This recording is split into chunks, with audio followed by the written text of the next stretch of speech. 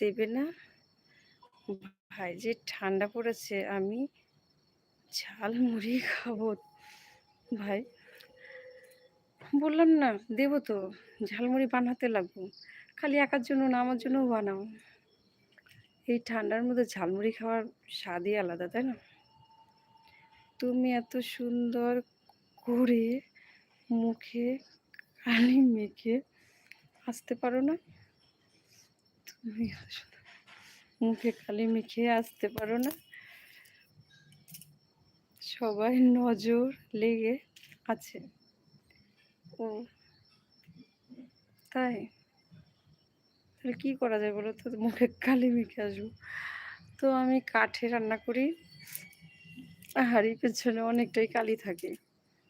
ওর মধ্যে খানিক সর্ষের তেল, কালিগুলো সব নিয়ে বাটিতে খানিক সর্ষের তেল মাখিয়ে পুরো মুখে কালকে মেখে আসবো, ঠিক আছে?